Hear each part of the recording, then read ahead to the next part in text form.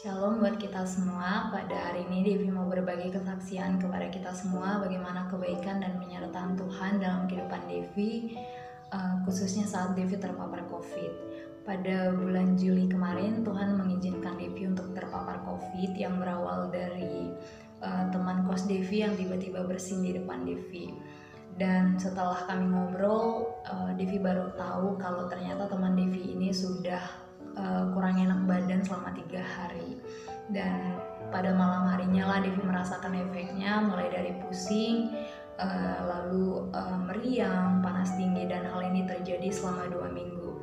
Tapi selama 2 minggu inilah Devi belajar banyak hal bagaimana penyertaan dan kebaikan Tuhan. Selama tahap 2 minggu ini ada banyak tantangan yang Devi harus hadapi, mulai dari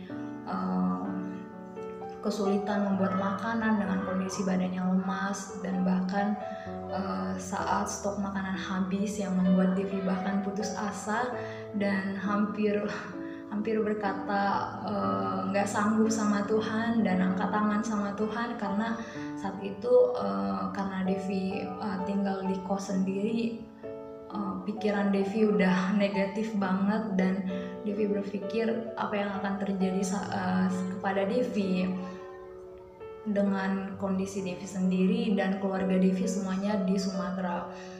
Saat itu Devi tidak memberitahukan kepada Papa bahwa Devi sedang sakit, karena Devi takut Papa bakalan kepikiran dan bakalan panik juga.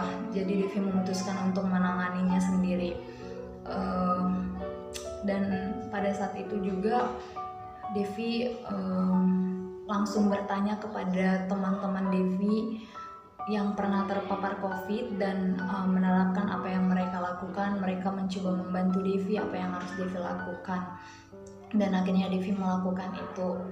Puji Tuhan, sebenarnya Devi belum tahu apakah Devi ini positif atau enggak karena Devi belum cek, tapi semua gejala COVID itu ada dan Devi rasakan sendiri, mulai dari penciuman yang hilang, lalu panas tinggi.